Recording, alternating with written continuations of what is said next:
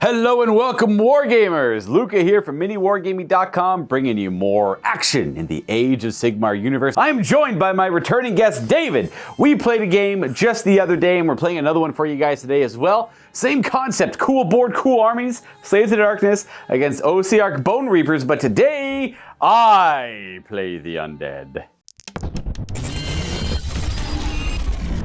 We play and call it work. MiniWarGaming's Age of Sigmar Battle Report. Here we have my Bonereaper list today. I wanted to have a focus on the Mortek Guard because I'm going to play the Mortek Phalanx. I have 3 regiments. My first regiment will have a Liege Cavalos. He is going to be the general of today's forces. He's going to be a mighty Archaeosian for his heroic trait. He can only be hit on a 4-up in combat. 1s, 2s, and 3s will always miss him. On top of that, he has a Load of Saturation, an enchanted item that gives him a 5-up board save instead of a 6-up board save.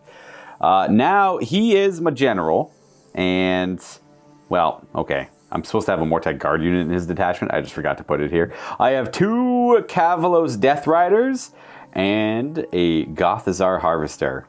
We're going to go ahead and say that this giant brick of 20 Mortek Guard is in his detachment as well.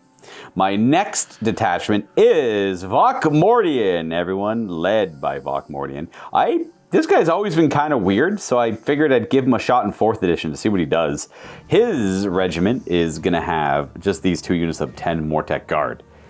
And then my final detachment will be a single Bone Shaper with 2 units of Mortek Guard and some Necropolis Stalkers. I had the points for them, and I've always liked the models. And that is simply it today. The Mortek Phalanx just allows you to sometimes bring Mortek Guard units back to the battlefield as reinforcements, but only on the die roll of a 5-up, I believe. So we'll see if I get lucky. Otherwise, let's go take a look at the Slaves of Darkness from David. So I'm David. This is my God's Wrath Warband. It's 2 drops of Slaves to Darkness. So first I've got my Chaos Sorcerer Lord. I'm using the old model because I'm not lucky enough to have the new one. He's joined by a Chaos Lord who's favored by the Pantheon. They have a unit of Varen Guard and then 2 units of Chaos Warriors to back him up. That's my General's regiment. And then in my Regiment 1, I've got the Gaunt Summoner with Infernal Puppet, Chaos Chosen Reinforced. Woo! Scary. They start with the banner of Screaming Flesh, so they'll be pledged to Slaanesh. And then 2 Dark Oath Fell Riders, both of them with Marauder Javelins to give me a little bit of range. Very, very good. And that's what I have to deal with today, but we're going to dead them. Let's go take a look at our scenario on the board we have set up. But before we get to that, I do want to promote a game that David here is writing and publishing. It's called Huntmaster. Yep, it's basically D&D meets Monster Hunter. So the idea is a group of 3 to 4 people fight giant tree-sized monsters. It's a traditional tabletop role-playing game, so you can play it with your friends. You know, it's got a powerful social system. It should be a lot of fun. Yeah, you got monsters with different armor facings all over the place, different weaknesses. You kind of have to plan before you go and approach them. You guys understand, if you played Monster Hunter, you'll have that same kind of concept with this game. And all the information for that is going to be in the description down below. It's a work in progress. It is a work in progress. But, you know, if you're watching this video and you're a little bit more curious about this, go check it out in the description down below. I think it's a really cool idea and I definitely want to promote it. I mentioned in the other video that we recorded for Age of Sigmar, but in case anyone didn't check out that one and they're only watching this one because the armies were playing per se, then I would like them to let them know about that game that you're writing as well. Yeah, reach out to me if you got any questions. Exactly that. So I can put your email in the description down below. You got it. And then that's where that will be all the same. Let's go take a look at our scenario now. There are many people in our community that want to improve their physical health. I asked the question, do you want to have a fitness challenge and do you want to have a miniature to go with it? And what the community has said is yes, we want it, and this is the answer to that yes. It is the first Just Move miniature, now available in the MiniWarGaming Forge. By getting this mini, you're making a commitment to yourself that you will just move more. Place this on your hobby shelf when you're painting up miniatures, and when you look up at it, triggers that thought to just move. The movement has started. It is fantastic. We're moving in this direction. We're assembling the berserkers. Join in the collection of skulls. Now back to the battle report. We play Focal Points today, everyone. I actually think this is the first time I played this in 4th edition, and David says the same for him. Yep. I haven't played it before. We have 5 objectives, 1 center objective, and then we have 4 objectives in all the cardinal directions, north, east, south, and west around it, forming a diamond, but also a square. You know, perspective is all that really matters there. Now, the way the scoring is going to work here, it is quite different. At the end of each of your turns, you're going to score 1 if you have 1 objective, 1 if you have 2 or more objectives, and then 1 if you have more than your opponent. So this is like 3rd edition scoring. However, you're going to get 3 victory points if you control 2 or more home and or 2 or more flank objectives. So you want to be playing around the perimeter. And then on top of that, you'll get 4 victory points if you complete the battle tactic. Now the twist is at the start of every battle round, after you determine who the underdog is, but before any sort of battle round abilities, the underdog, if there is one, can change the center objective to be a home objective or a flank objective until the start of the next round, thus letting you score the 3-point clause a little bit easier. It's different. Very different. And before we deploy, just taking a closer look at the table. And a shout out to some of the terrain companies, because people are always asking where we got certain things. This battle mat here is one of the newer ones from MiniWarGaming. They offer just different designs. You know, if you've looked at all the battle mats from all the other companies, and if you didn't like the way they looked, MiniWarGaming has, I find it a little bit more of like a realism take on the art on the mats. So if you like that approach to it, well, they might have something you're looking for. We have the river and the tar pits here from Gale Force 9, and then we have some printable scenery elements on the table as well. The links will be in the description down below if you want to check out their rosters of terrain. I can't think of the word right now, but we're going to go ahead and deploy, I guess, kind of opposite one another. We're going to roll off, and we'll show you where everything ends up. We are done deploying. David deployed as the attacker on this side of the board. Because he is a Gaunt Summoner, he has access to conjuring the Silver Tower from some other universe, some other reality into play here. And he's got 10 Chosen in the Silver Tower ready to ambush out of it, essentially. Yep. We have 10 Chaos Warriors and some of the Marauder Horsemen. We have the Varangard with the Sorcerer Lord General and our Chaos Lord, who's going to be upgraded to a Field Marshal. Field Sergeant. Oh, Field Sergeant, that's right. It increases the movement of non-flying infantry and all that by, is it 2, I think? 2 inches, yep. We have Chaos Warriors right there, and then more Marauder Horsemen in the back corner. And that small, thin area of deployment, you only really get 2 inches of deployment on the opposite ends here. I have my Liege Cavalos and his Death Riders. I think I said in the Army Showcase that it's 2 squads of 5. It is 1 unit of 10, so I apologize if I was unclear. And as they deploy, as for the Honor Guard rule, it's a tough call because I want to do priority target. However, but priority target, there's nothing really too big to go for. It's a lot of just small squads, as the General's Regiment doesn't have the 10 Chosen in it. What I think I will do with them is, let me look at the rules. I was going to go special assignment anti-infantry, but they might already weirdly be anti-infantry. Yeah, they don't have anti-infantry built in already, so they'll be special assignment anti-infantry. If they charge, they'll get an extra rend on their attacks, which kind of feels fitting for Cavalos Death Riders. We have Stalkers, and one of our 10-strong cohorts with the Bone Shaper, another 10-strong near the Bone Tide Nexus, a Harvester. This is our first cohort. It's reinforced, got 20. And then 2 more 10s and Valkmordian on this flank, kind of as far forward as they can go and away from David's deployment zone, or his territory per se. It's a weird deployment on focal points here. You get like this zigzag pattern. Hard to do without a predetermined map. Well, not hard to do, just difficult to do, I suppose. And that's kind of it. We're ready to start. Now, obviously, David only had like 2 regiments, so he finished deploying first. Do you know who you want to have priority in the first round? I'm thinking about giving it to you, but I'm still on the fence. All right, I'll let you think about it. All right, I'm going to let you go first. All right, fair. It makes sense. You get to control. I love going second in Sigmar, just for a lot of reasons. The main one being I get to control the first priority. As a content producer, I always like to be able to kind of determine when the priority should swap and make a good video instead of going for the throat. And all the more reason for the opponent to want to control it as well. Getting to be able to control the pace of the game is really strong. So turn 1 will go to the Bone Reapers today. We're gonna do a pretty passive turn 1, I think, though. Let me analyze everything. Mostly my army rules, because I haven't played too much Bone Reapers in 4th edition.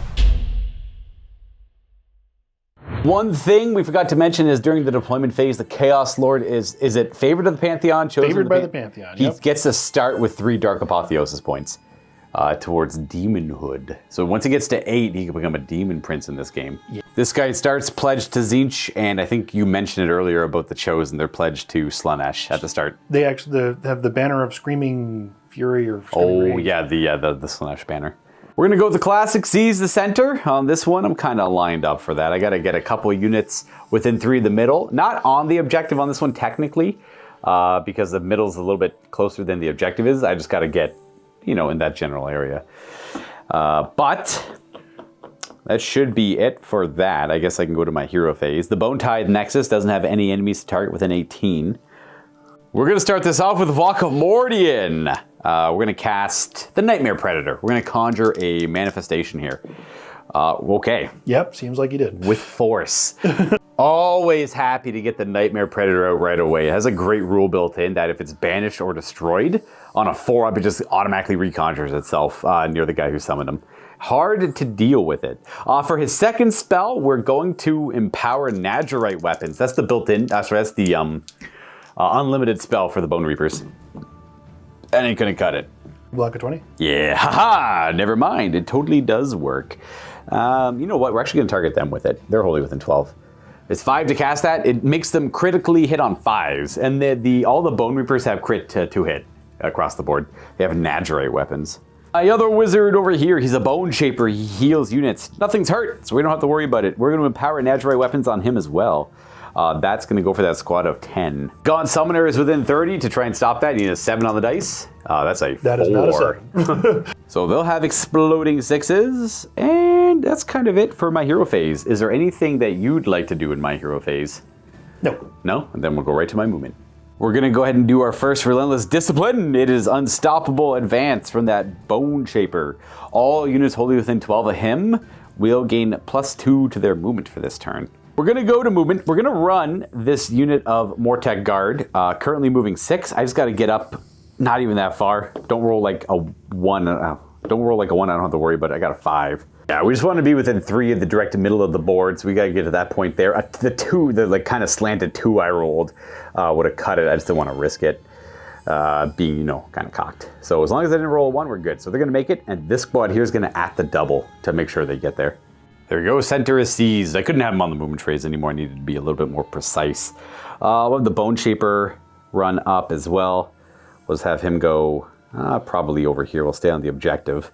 And then these Necropolis Stalkers are going to kind of just push up and linger a bit as well. There's like a chosen airdrop I got to watch out for, so I don't want to commit to weird places of the battlefield. However, the center is secured.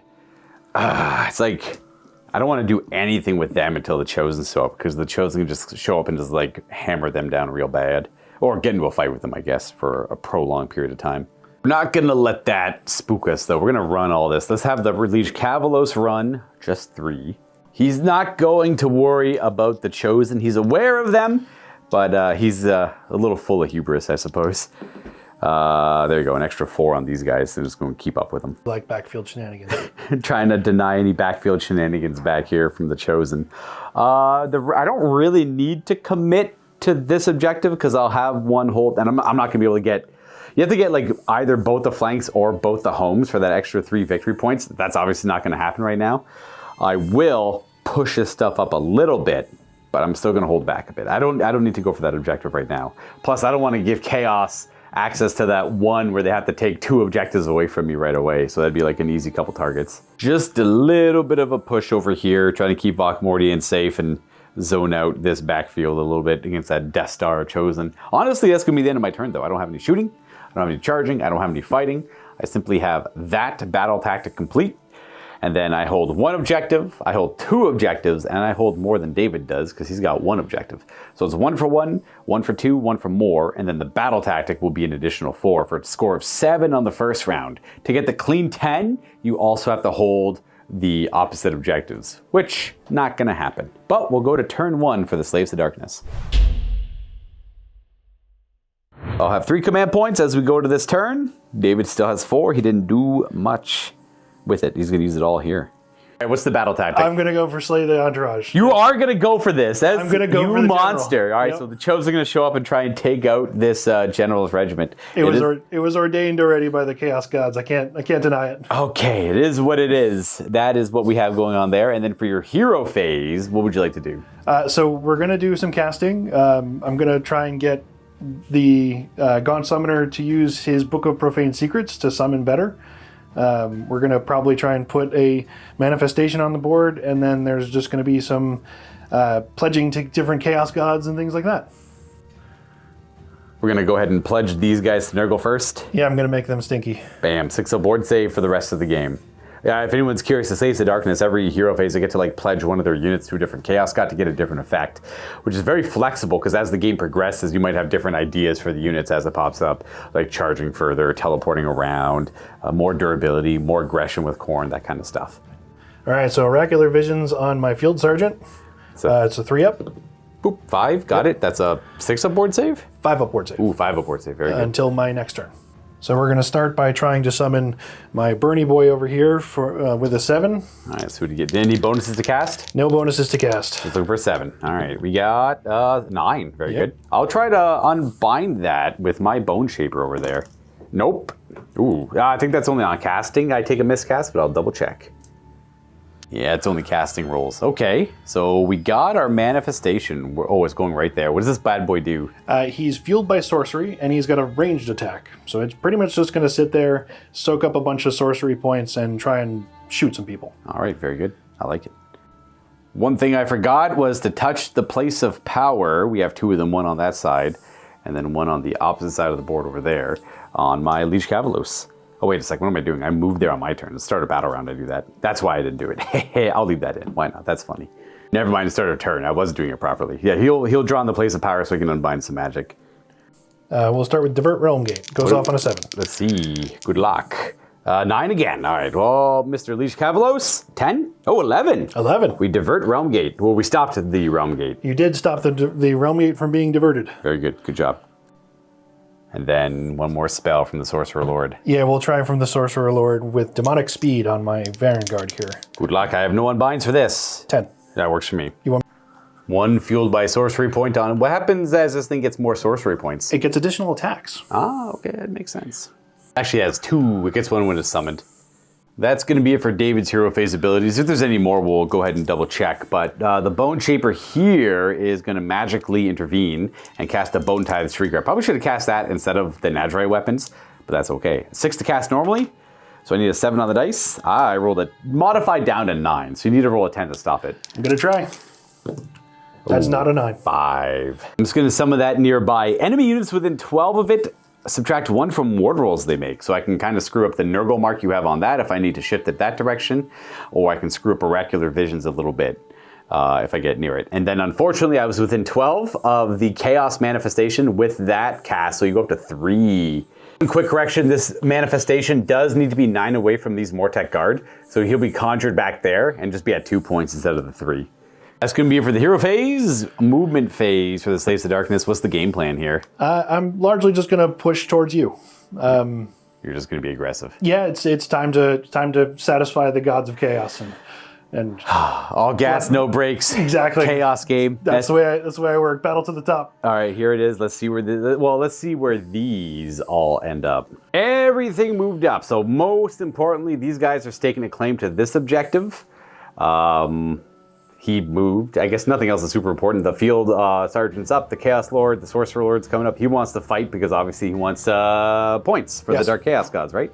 They move up, not quite on the objective. The Vanguard actually went up behind them. And we did make an addendum to the pledge on the Warriors of Chaos here. They're going to go Khorne instead of Nurgle, mostly because they want to hit a little bit harder, but I didn't let David know about the Bone Tithe Shrieker when he pledged to Nurgle. When I went to go cast it, I said, oh yeah, by the way, this thing removes ward saves by 1 degree. So I totally asked him if he wanted to swap it, and he's like, yeah, okay, I'll just go more smashy, why not? Yeah. So always let your opponent know about stuff like that. It's good practice. I didn't when he went to go pledge, so I let him change it when I went to go conjure once I realized what it did. So all we have left is to summon my airdrop of big spooky Chosen. Now, that's from, he conjures a silver tower somewhere in this, somewhere nearby. Immediately the doors open up and come 10 of the best fighters the mortal realms have ever seen. See if they can do it. I assume they just show up somewhere more than 9 away from me. 9 away from you. Yeah, so they're going to be right around here if I had to guess. Yep, they'll probably be smack in the middle here, and then they're going to rush forward and try and kill things. From the silver tower they come. 10 of the finest warriors the mortal realms have ever seen, and I'm about to experience it firsthand. With their banner, they can declare charges with 3d6 going the entire distance, I assume. Yep. So they can go up to 18 inches away, and we're simply 9 away. I'm in a pickle here, because it's likely you're going to make it, which is going to be bad for me. And if you don't make it, that's not good for you. So it's one of those situations. We love those situations. So I think we're done moving. I don't necessarily want to redeploy because I can't do both. So we're pretty happy with that.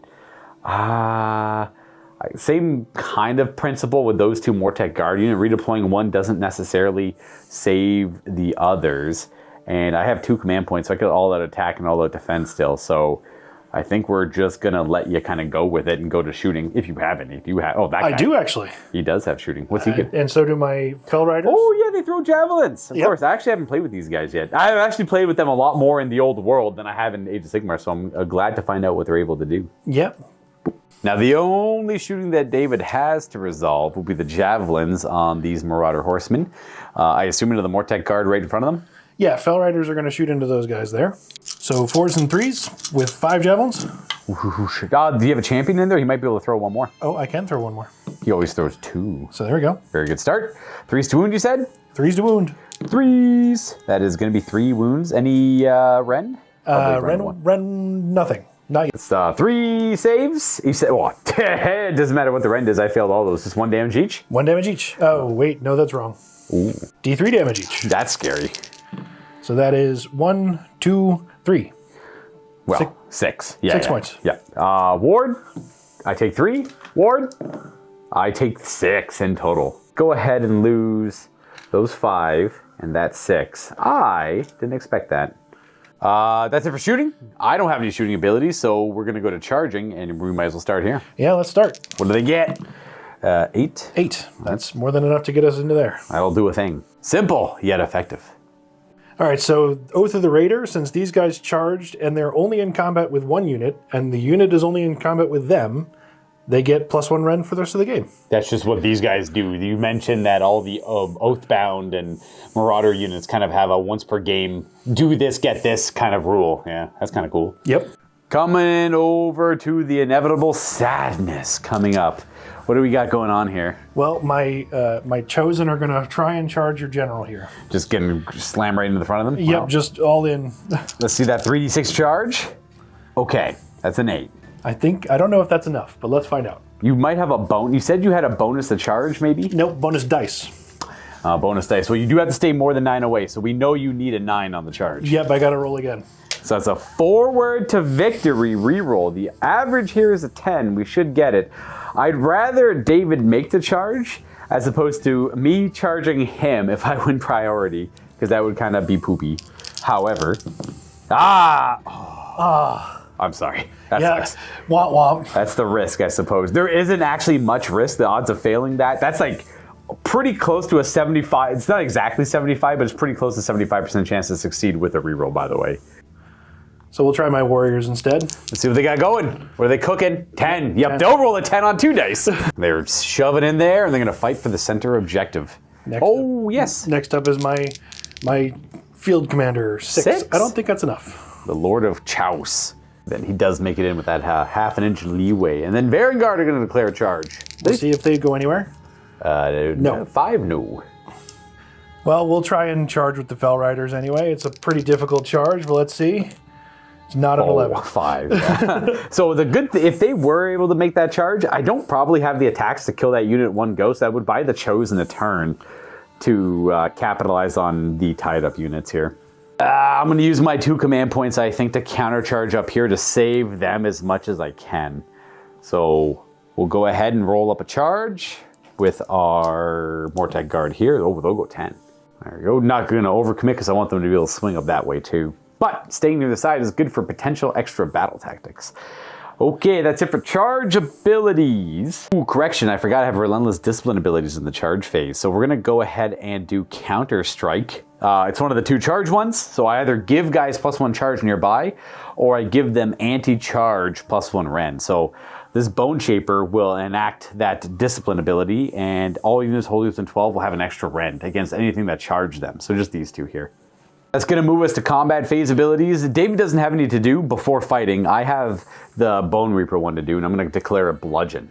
So I can, the 2 options I have for Bone Reapers is I can add +1 wound rolls for melee weapons holding within 12, or I can give them a 5-up ward save. They already have a 6-up ward save, so I'll go with I'll go with bludgeon. I think I can kind of weather the storm here a little bit. You know what? Maybe we will do impenetrable ranks. I'm going to go 5-up ward save. I forgot that these Chaos Warriors are going to get quite a bit of attacks. They're Khorne, and they're fighting on an objective. Oh wait, they want to fight on objectives that you control. Yep. Yeah. I'll still go impenetrable ranks. Why not? Extra ward save on everything within 12. We're going to move over to our horsemen, who are going to strike first. They're actually going to attack the largest squad of Mortek Guard because they use the move ability with countercharge. That means they won't have Shield Wall active, which is a unmodifiable save, which all Mortek Guard have if they don't use a move ability in the same turn. Countercharge is definitely a move ability. So what do we got here? Well, it's 2 attacks each, 4s and 4s. Super simple. I don't see a lot of 4s. And that is a grand total of 3 with a rend of 1 now. Rend of 2. Oh, rend of 2 now. Well, that's going to be fail, fail, fail. How much damage? These are... just 1 damage each, but the horses, I'm sure the horses have attacks as well. Yeah, horses get to kick. And the horses, of course, is... and 3s. very good. 2. No rend. No rend on those, so just 1 more goes down. So that's 4 damage, and we are going to have a 6-up board because we're undead. 2 of them go down. We'll lose... actually, we'll lose these 2. Yeah, bam, bam. My pick, we're going to go with this squad of 10, because they have empowered Nadirite weapons on them. They shall strike first. 6 of them are going to attack the Chaos Lord. I'd like to kill him before he can hit Apotheosis. And then these 4 are going to go for the Warriors of Chaos. They're going to auto defense the Chaos Lord in response. And it's only now I realize the Mortek Guard already have anti-charge +1 rend built in. Good enough. The other charge ability wouldn't have mattered anyways. 3s to hit, but 5s are crits. Take all these out. I only got, I think, 2 crits in there. So 2 extra hits because of the Nadirite weapons, and 4s to wound the Lord of Chaos. No rend. Well, actually rend 1 because you charged me. 4 wounds. They save. Okay, no damage. Oh. And the 4 attacking the Warriors, we're going to have quite a bit of misses. We're going to keep that 1 extra hit in there, and they're wounded 3 times, 1 rend. So 4s. Just 1 damage. 1 damage, and just 1 damage on. That was only on the Warriors there. Not quite sticking anything significant there, but that's all I got. Who's fighting back? we're going to start with the general here. Oh yeah, because he pings off and makes them better too. Yeah, makes sense. Now, before going further, I just want to see if I'm understanding the rule here correctly. They have Shield Wall, which if they don't use a move ability, they get to benefit from it in the same turn. However, they use the fight ability, which allows you to do a pile and move, but I don't think the fight obviously doesn't have the movement keyword to make it a move ability, but they make a move with the ability. So I assume that it doesn't count as a move ability because it's not keyworded as a move ability, but in the end I didn't have to pile in anyways, but I think that is how it should be played. All the same, Chaos Warrior is going to whoop my butt. All right, 5 hits, 3s and 3s. Any fancy 6s? Yep, but no 6s on the roll. But. All right, 3s to wound. That's going to be a rend. Well, the rend won't matter too much. Rend 4 up. Ooh, made 2, failed 1. How much damage? 2 damage. Well, here's my ward. I did do Unbreakable Rank, so I have a 5-up ward at least. Didn't matter. 2 will be slain. Let's lose 2 from over here to make room for the other squad. All right, so he's going to do Glory in Battle, and they're going to fight now with a +1 to wound. That's spooky. We're going to go ahead and split their attacks up a little bit. The half on the left here is going to attack this Mortek Guard squad, and the other 5 will attack the remaining Mortek Guard squad. So it's going to be 16 attacks into one, 15 into the other. And that's because they're marked by Khorne with the extra attack. Yep. So with all out attack, it's 3s and 2s? 2s and 2s. 2s and 2s. Because of the Chaos Lord ability, yeah. I don't think they explode. Oh, they crit to wound, maybe? Yeah, those crit to wound. We got 2 of them there, and then these are 2s because of the Chaos Lord. Okay, sure. And these are going to be 4-ups. Ooh, failing a small handful here. And warding. Ooh, 2 of them. So 2 additional will get slain, and then we'll do the attacks into that squad. Yep. And good luck. 2s and 2s. 2s and 2s. 6s are fancy. I see some 6s. The bone people must die. Hey, another good roll. They'll have the same shield wall ability going. 4s. Ooh. 5s for... Oh, didn't get any 5s, but I did prevent 2 of them. 4 will go down. I can just take 4 from the back here because they're not really doing a whole lot. So we'll get rid of you as well. Just going to go ahead and pile in with them. And we're going to go and strike ya. Should be... That'll be the Hekatos over there. Used up pretty much my entire Mortek Guard collection, so the old Soul Blades here are just Hekatos guys for units that I don't have Hekatos for. 3s to hit the Chaos Warrior. 5s do not explode on them, only 6s. But we got 3 more hits, which is everything here hit. Force to wound with a random 1 because it charged me. That's going to be 6. 4-ups. Just 1 damage each. Ooh, we got 2. Well, 2 of them, but there's still wound on the unit. You kill many, I kill 2. But my guys might come back, so it's that kind of slow grind. Is that it? Oh, this guy gets D3 more Dark Apotheosis points. Dark Glory points. He fought. Yeah, at the end of the Oh, it's not immediate? That's fair. Okay. Well, you might as well roll it now. Yeah, might as well. Okay. He's at 3, and let's bring him up to hopefully not 6. Nope. He's up to 5. Oh, you got a 2. He's up to 5. Oh, unfortunately, this is the only objective that qualifies for one wholly outside of David's territory. So he's got to get extra points here, but he's already 3 away from Dark Apotheosis. So 2 more fights on average, or 1 really good fight. So I don't have too much time to deal with him before he ascends to demonhood. I also have to resolve these 2 Mortek Guard fighting. Go ahead and do the guys with Empowered Nadgerite Blades, just to get them out of the way. 3s to hit, and 5s are good because they have the, oh wow, that's 5 extra hits. They swing with Vengeance and Zeal. Love to see it, boys. You know what, I often, historically, since these guys have come out in 2nd edition, I've never had luck with Mortek Guard. This is probably one of the only times I've had an exceptionally good wound roll. AP 1 because you charged me. 7 of them. 6-up saves. Just 1 damage 2 each. How many wounds are they? 3? 3. All right, I kill 1. Kind of hurt another. Take that one right there. We'll wound the unit. Then we're going to go ahead and pile in with these guys. And we're just going to take them off the movement tree. We don't really need it now. That's mostly just for like moving and deploying. And that should be another 17 attacks. 3s to hit, drop to die earlier, and 6s explode. 3 6s, and I'll keep those 3 2s in there, and 4s to hurt the horsey people. And not much, just 4, but rend 1. Never mind, not rend 1. You did not charge them, they charged you. Just no rend at all. 5-ups. Ooh, oh, kills 1 more horseman. And then we left fighting. I should clean up all the fighting. No more fight phase abilities. Do you have any end of turn abilities you would like to resolve? Yes.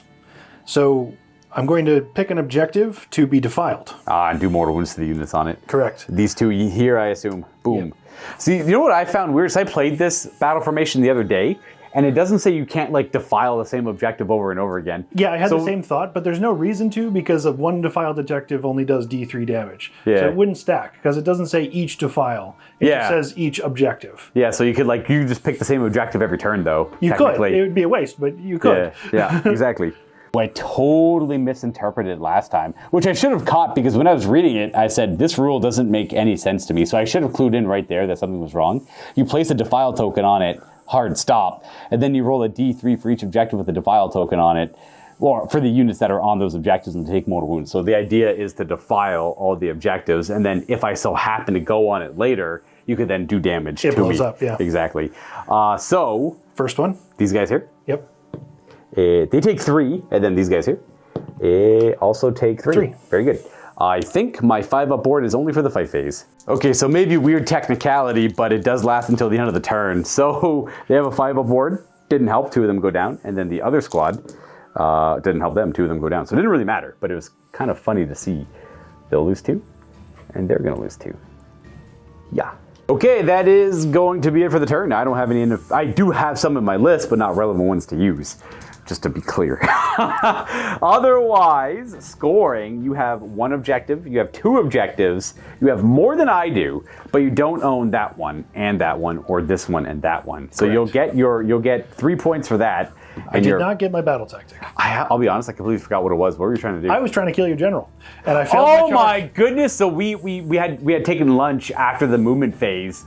So I completely forgot what you were trying to do. No, I mean, I was totally trying to charge twice. Oh my sweet goodness. All right, so you have 3 victory points, missing out on the battle tactic for the general. That's why it was so much more heartbreaking. Oh my goodness. We're gonna roll for priority going to the second round. David's gonna be the underdog going into it, so he's gonna be able to determine if he wants the center objective to be flank or home objective after this priority roll. 5, 6. Ooh, this will give you a second chance to get some action with them going. Yeah, see, I wasn't sure if I was going to take the double turn because you don't get the 4 points. Yeah, but I'll be the forever underdog now. Yeah. Yeah, so I'll get to change it up a little bit. But if I take the double turn, I have a chance to actually charge you before you charge me. Yes, correct. The double turn will be huge. It'll effectively let you correct the bad roll that happened earlier and probably smash this to smithereens. But you'll give up a battle tactic, and I think I'm the underdog until I take it back. Yeah. Yep. And that means I'll be able to dictate this every turn. So I'll let you think about it, because there's a few things to consider. But I think my initial lean is take priority so you can hit me with the charge. But All right, let's try it. We'll do the double turn. we thought about it, and we think, kind of like doing the quick math with all the bonuses I have against them and like all the charge and the more wounds, I might be able to like just kill the Chosen. Not outright, but to the point where there's like maybe 2 or 3 left. If I'm lucky, they're all dead, and if I'm unlucky, like 5 or 6 of them are still alive. But you're going to take the initiative, and you're going to go again, going second here. I'll be the underdog. Means I'll get an extra command point, and I get to determine this objective. So I can choose if I want to make this more valuable or not. You're going to remain in control of it. So if I do that, it's just going to give you extra victory points. And I'm already ahead in victory points. I'm going to keep the center objective this round as a center objective, just so it's only worth 1. Yeah. Yeah. Just an update, since I'm the underdog, I'll be at 5. Up by points, though. We'll see how hard I get hit. Now, we don't have to worry about a battle tactic for the Slaves to Darkness because of the priority snagging. However, there's lots of hero phase stuff to do. All right, so I'm going to nurgle these guys up and make them stinky. Forgot to do the start of turn for the place of power again, just so he has some wizard capabilities. So since he's a wizard too, I'm going to try and put up another manifestation. I'm banking on killing 2 units this turn. With a 9. I'll try and stop it with my Leech Cavalos needing a 10. Oh, that's not even close to a 10. We're conjuring the 8-fold Doom Sigil, wholly within 12 of him. This is a non-predatory one, so it has a little bit more flexibility where it can go. What does this do? Well, if I manage to kill 2 units, it shuts off command abilities for everything in 12 inches. That sounds kind of cool. Do you have to kill the units nearby it? Does not require it to be beside it, just anywhere on the table. I confused this with the Corn ability. I was wrong. It's actually Bleeding Icon? yeah, it's actually +1 to the attack characteristics of melee units when they're within 12 inches. So still good. Still have to kill 2. Gotcha. But it just does more killy, less utility. Yeah. Gotcha. And we'll tick this manifestation up as well. It's free to move about this turn. it is. Would you like to try to do an oracular vision on a 3+? Yeah, let's put an oracular vision on somebody. We're gonna do it on the Chosen. That makes sense, absolutely. 3+. No. Ooh, is not answered this time. Okay. So let's try some demonic speed. Oh, from the Sorcerer Lord? Yep. Yeah, tucked behind the rock. A 6. 6 is not enough. Oh, it's a 7 or more. It is a 7. All right, so he's done, but this guy can still cast 1 more spell. Yeah, and I don't think I can try demonic speed again. Unless it's unlimited. It is not unlimited. My unlimited is the one I'm about to do, which is Split Tongue Curse on these guys. Hey, don't spit tongue curse anything at them. I would like to. Well, good luck and try it. Yeah. A 6. Divide, survive up. Well, I'm going to have my wizard over there trying to counteract your magic. Magic is only for me! Yes. Yeah, okay, so I take Oh, that's the one you still take D3. damage for that one? D3 instead of you. I take 3 points. All right, does he have a ward save? Ward 6. He kind of looked like, I think the Gaunt Summoner is like kind of a demon, and demons typically have ward saves. I don't know. Oh, 3 out of 5 wounds suffered. Potentially 5 wounds. 5. Oh, all right, 2 to go. One more Spite Tongue Curse next turn for sure. We're going to magically intervene with the Bone Shaper. I'm going to go down to 4 command points, and I'm going to... I'm gonna Shard Storm those Chaos Warriors there. It's I like cone out my hands and I do like a cone of bone shards and I roll a die for every model in the unit. They take some damage on a 5-up, but I need to roll not that on the dice. That's it for the hero phase abilities I'd like to use. We can go right to movement. We're gonna move the Gaunt Summoner to the other side of the manifestation. And then he's gonna try and teleport. All right, how does this work? So I roll a 2d6. He moves 6 inches. Okay. So I pick a place 6 inches away. And then 6 inches from that, I pick a place for him to reappear. All right. So he appears here now. Very good. That's just the Gaunt Summoner thing. No, that's because he's pledged to Tzeentch. That's because he's pledged to Tzeentch. That's right. Boop. So he teleports 2d6 and then, he picks a point within 2d6, outside of 6 inches of 2d6. Yep, 6 inches from that point. So it's like 2d6 plus 6. Yes, essentially. basically. Okay, gotcha. Interesting ability. Yep. Doesn't matter to me where you die, Chaos Scum, as long as you die. And then we're going to declare a retreat with this unit of, horsemen. I'm going to call them Marauder Horsemen. I call them, they're Huskarls in the old world. I can't remember what they're called now. They take 3. That's 1 horse is cut down on their way out. And there's a wound on him already. This guy belongs with this squad here. Just so I can tell the difference between the two. That's where they retreat to. Oh, they have ward save. They marked Pledge to Nurgle. Oh, that's so right. when they retreat, they get a chance to mitigate some of that. Let's try it. Nope, one. But So I get no horses back. But you just take that away, essentially. Yeah. There was already a wound on the unit. So 10-inch move on my Varangard. You do have to stay 3 away from him. He's technically an enemy in the movement phase. Oh, is he? The predatory guy. It doesn't change much. I thought there was only 4... I think it's like the ones that don't move and the pieces of terrain are not enemies in the movement phase, so you can run into them. Let me double check. I could be wrong. Okay. Yeah, just double check. Pretty much the ones that move are enemies more often than they aren't. However, you're still able to get on the objective. It doesn't change much. And then over to here, the manifestation kind of bombs up there, and we're going to show you where the rest of this all ends up because it's just kind of coming to this gap. Let's hopefully we hold. Just nothing too much. Chosen moving up, horses behind him, warrior shifted over. Sorcerer, move it all? Yeah, he was back there. He shuffled up a little. Now, that's it for movement phase abilities? That is everything. I got like a redeploy I could do, but the Vanguard, it's a tough call because I want them to have the shield wall ability, but I don't know if the Vanguard are going to go that way. But if I let you keep this objective, you're going to get the extra 3 victory points for having 2 flanking objectives. But if I get a high enough redeploy, I can get some pretty good control on this objective with those guys, but if I do, I don't have shield wall active, so that's a little iffy. And I'm gonna have to put most of my discipline on this part of the battlefield to mitigate the priority getting the chosen in. And it's just 3 Vanguard overall. So I think I'm gonna redeploy them, and hopefully I need like a 5 or something though. I need a pretty good roll. It's the moment of truth. 6. 6 is pretty good.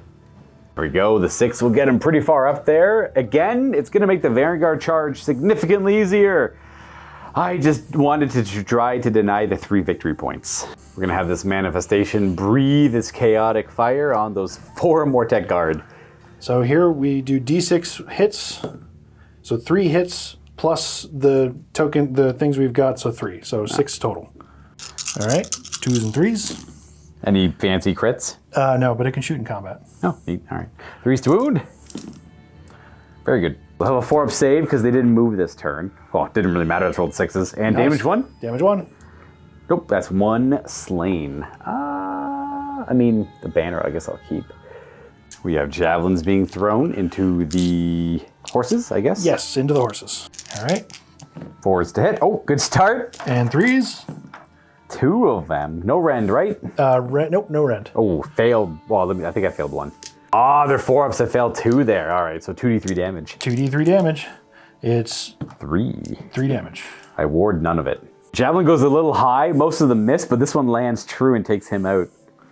And then we go ahead and do the change staff from the Gaunt Summoner into our Mortek Guard here. All right. I do not have shield wall active on them. What are you hitting on? 4s. So Well, all right.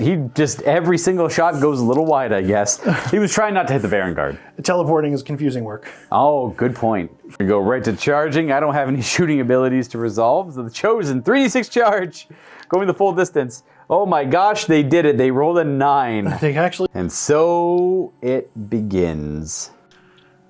Onto the Vanguard. All right. Discharge 3d6. 2d6. Well, I pretty much made the charge pass. Yeah, thank you for that. That's okay. Well, I expected them to pass. I was going in for that. I just need to hold this objective. That's kind of it. We're going to see... Oh, go ahead. Yeah, I just want to see how far my Fell Riders can make it, see if they can charge into this manifestation over here.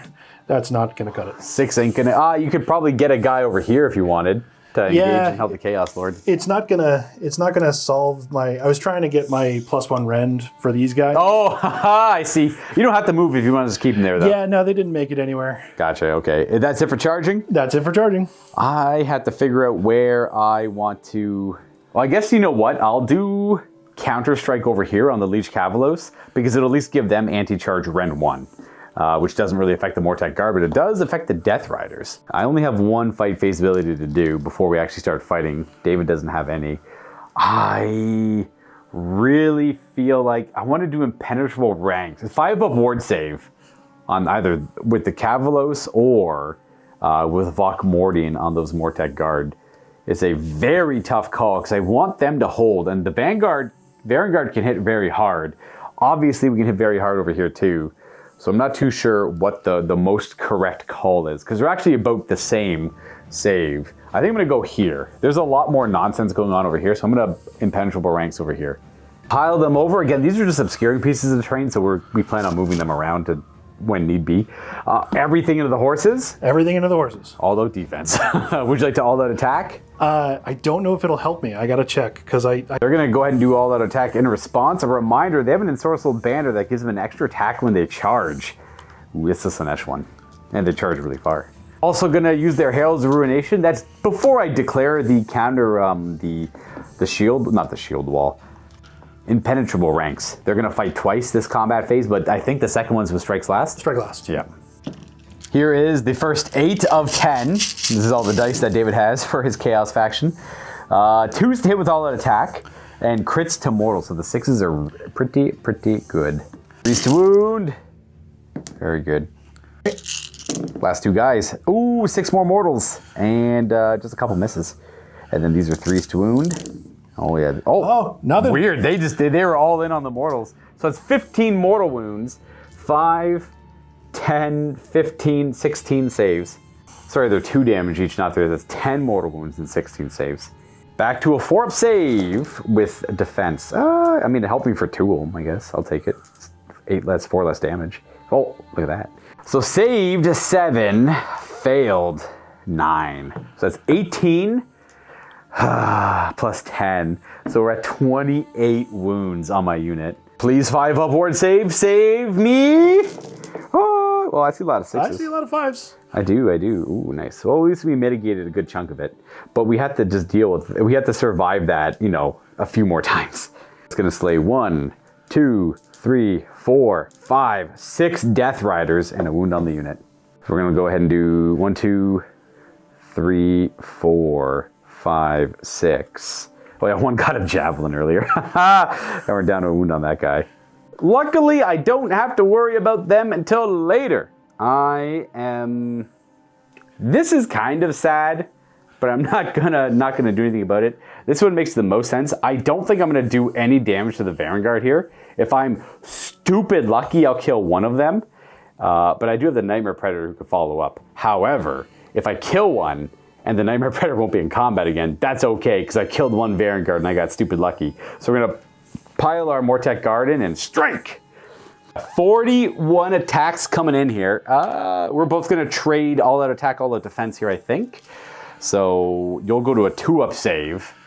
Yep. And I don't have Rend. I'm not going to bother with an all out attack, but you are going to all out defense. I am. That 41 is a little too much. Yeah, so you'll go down to 2 and I'll stay at 2. Well, 3s to hit. 6s explode. Thank you for the dice. I got to go collect more of my yellow dice. I don't have enough on me at all times now. Quite a bit of crits, actually. 9 of them. That all perfect. Nice. Lots of hits. In the end, I only really missed 6 of them. 4s to wound. Just AP 1 because of the charge. Nice. Your 4 dice made it all the way to the end there. 4, 8, 12, 13 saves. Rend 1 because you charged them. Get back to a 3-up save on them. And they probably have a ward to some degree. Well, I stuck 4 damage. Yeah. Didn't get stupid lucky, but that's okay because we still have the Nightmare Predator to get there. They're 5 wounds each, so 1 wound left before we get them. I was hoping to, if I could take out 1, that's a lot of attacks not coming my way. They're gonna go ahead and strike us right back before the Nightmare Predator gets to go. So they hit on 3s, but crit to mortal, and I assume they're 3 damage each. They are 3 damage. They are because they charged. So we got 6 mortals there, and 3 more wounds. Rend 2 on those. I only have a 6-up save. That's another 9 damage. The horses. 4s. All right, 3 more. What's the rend on those? Rend 1. 5s. Ooh, stop 2. 2 damage each? 1 damage each. Just 1, so I add to the pool, and these are all ward saves. I stop 1. So that's 5, 10, 15. Mortec Guard destroyed. There's only 5 left. Classic Bonereapers, dude. I've played 1 turn and pretty much my entire front line has crumbled to dust. A long way they've come since their 2nd edition power, but they never deserved that power they had to begin with. I got these 5 guys here left, and that's kind of it. Well, I think you've got you can fight with this guy, right? I can fight with him. They've already fought, so I'll go and try and alleviate some pressure here. These guys have empowered Nazarite weapons. I'll go ahead and attack the Chaos Warriors with them. 3s to hit with the champ. 5s are good. Ooh, they pretty much all explode. 1 more hit. 4s to wound. No rend here, though. There's no charging involved, just 2. 2, 3 up. I got a guy. One less to worry about. Chaos Lord is up next, and after he fights, he'll use his reaction to make them fight again at +1 wound immediately after him. 3 3s. All of them hit. 1 crit mortal. Very good. And all of them hit. Woohoo! Rend 1. We do have 4 up, though, because we didn't move. And those are going to fail. They're 2 damage each, I assume. They are 2 damage each. So it's going to be 2, 6 ward saves I got to make. Hooah. 1 lives. And by that I mean the rest die. At least I got my first unit I could bring back. It's in the grave, stocked and ready. Need a 5 up, though. Dark Apotheosis. He goes from 5 to 8. To 8. So he doesn't, David doesn't need to use it, but I think it's any hero phase. Any hero phase. He can make him well, you're going to make him a demon, but you could, so he's going to heal the full and then become a demon. The other option is a good option, but it's more for like the mounted Chaos Lord, it's a little bit better for. He'll become a demon prince, a full health demon prince. Then these guys get to immediately fight at +1 to wound. Whoosh. These should be 3s to hit, 6s wound. 5 auto wounds, and then, only 2 fails. Not bad. 4 up save. They didn't move. It mattered for, actually a handful of them. So that's 5 damage. I mean, there's only 4 of them left. They're dead. My army. We're going to go ahead and fight with our Nightmare Predator. Woo, spooky ghost thing. His lacerating claws as he descends upon the vanguard. Hits on 4s with 6 attacks and 2s to wound, as long as he can hit them. They're Rend 2, but you still have defense active, so 4 up saves. Can I get lucky? No, not lucky here. I tell you guys, I can't kill them. They're unkillable. That's going to be it for fighting there. I think you're done fighting other than their strikes last. Yeah, so I've got 1 more strikes last, but I have to wait until you're finished. I'll go ahead and fight with the Leech Cavalos, and he has a similar ability to Chaos Lord. When he fights, he can make them immediately fight afterwards. I believe there's a bonus. I'll have to go double check. It's just a basic one. It just lets him go first, they fight afterwards. It's just like a nice little... Effectively, it's a way for a character to join a unit. Kind of. The Commander's Blade is going to hit 3 times. It hits on 3s. It will wound the enemy on 3s.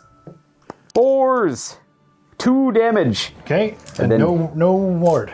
And his little mount attacks as well. I think 4s. I was very wrong. 5s and 3s. 1 hit. No rend. 1 damage. Nope. And then the Death Riders. They get to go next. 1 extra hit in there. Very good. 3s to hit.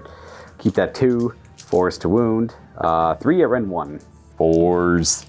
Ooh, I kill 1! You hit 1. 2 attacks each with their hooves. Oh, that's resolved. Done.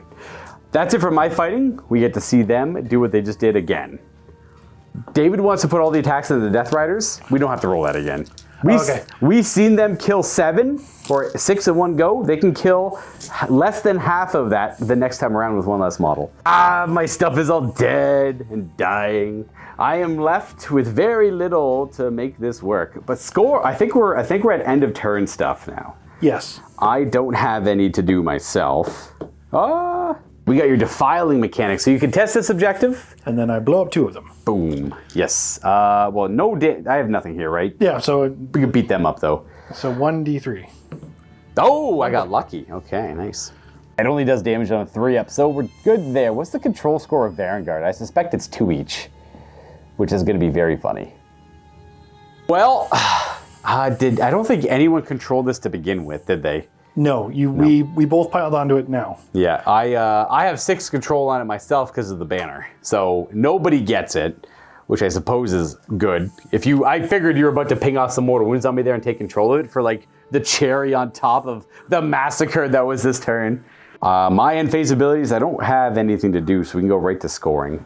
That's just double checking. Score-wise, you have 1 objective, 2 objectives, 3 objectives, and more than me. So that'll be 3 points, but that's about it, because you don't control the 2 opposite objectives, because as much as my redeploy didn't help, well, it helped, it prevented you from getting 3 extra victory points, it did lead them to getting absolutely smashed by Vanguard. It pains me to see you fail the charge. You could have re-rolled it. It was only like a 6-inch charge to get into them anyways, maybe a 7. So it was likely you were going to fight me where I was with your tail ends still on the objective, taking the objective. So it's like, I'd rather die on the objective and control the objective as opposed to die in the tar pit or the tar river and then also just lose the objective. Looking very grim for the Bonereapers. I'm going to do my next turn to try it out to see what I can accomplish. But all I see before me is 3-up saves and lots of wounds, and I have no real punch really left. But we'll check it out. I mean, these guys, okay, you might say, but Luka, you have that guy and these guys, they don't do much. They're not going to really do a whole lot. They look cool. They do look real scary. But they don't accomplish much, I can tell you that much. I put them in the list because I really like the way they look. Score is currently 6 for David and my 7. I'm still in the lead. However, we gotta come up with a creative plan here. What I will do at the start of my turn before battle tactics is draw in the place of power, and then we're probably gonna try and banish one of these manifestations. Battle tactic is gonna be slay the entourage. There's 11 wounds of Vanguard left here, and they're part of the Gun Summoner's regiment, so we're gonna give it a shot.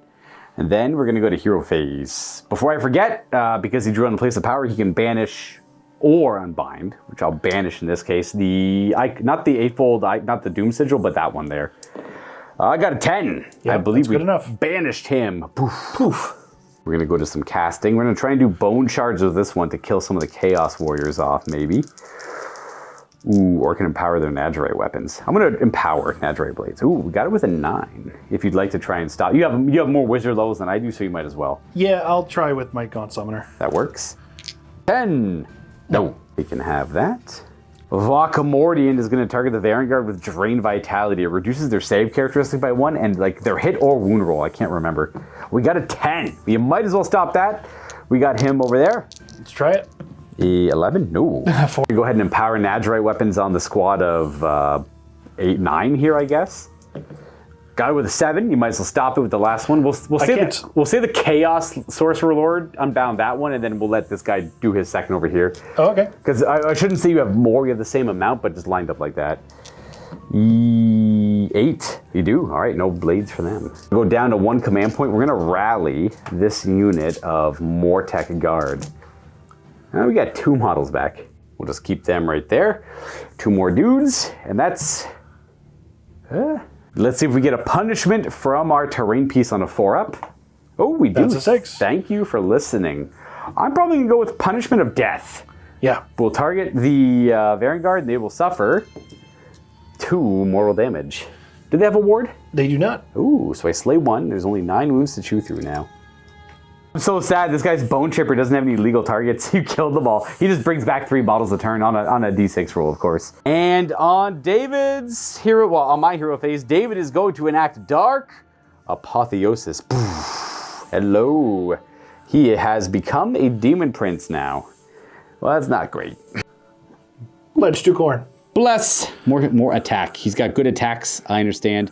This is scary. He's winning the battlefield, so he has gifted Apotheosis. Movement phase, I'm going to use my reserve rule for the Mortek Phalanx. So I pick one of my destroyed Mortek Guard units. I had 2 squads of 10 to get destroyed here, and I get a replacement unit of 5 on a roll of a 5-up. I could do this every movement phase. I would love one now. No, that's okay. In the move phase, I'm going to use the reposition, or reform the ranks, I mean. So he's able to retreat, and I don't believe he takes any damage, and we can declare a charge in the same turn. I think the only way to try to take them out of the game as long as I can is hopefully have this guy just scrap with them for a while with Mighty Archaeosian and make it so you only hit him on 4s. And I might be able to mitigate the damage they do for long enough to keep them here, I think. I do still take the mortal wounds though. He doesn't dodge it. So I'll take 2 mortal wounds as I fly away. He does have saturation lodestone, which gives him a 5-up board. So he's only going to take 1. But that doesn't help what I'm trying to do here. So we're going to retreat to there, just outside of 3. Then we move on. We're going to keep this Bone Shaper where he is. We're going to have these Necropolis Stalkers move up and try and tango with the Warriors of Chaos here. They have empowered Nazarite weapons on them. And this thing is just going to kind of ominously hover around as well. We realized we had to move the Demon Prince over a little bit, the way his summoning works. So we went to the left, then we removed the Chaos Lord. Of course, this guy's going to go doo, doo, doo, doo, doo. And everything else moves up. 4 onto the river, and then Vokmordian weirdly moves 5. So there he is. He moved his 5. We're going to go... Do you want to do any movement phase abilities? No. No? Okay, then we're going to go to my shooting phase. Vokmordian has a Gaze of Death. We'll shoot at the Vanguard. One single glare. He hits. And because he hits, he wounds, right? Yeah, he does wound. Rend of 1, 2 damage. It's a little baby Gaze of Death. Nagash's is much... Actually, I don't know if Nagash has this anymore. Should be a 4-up. 4-up?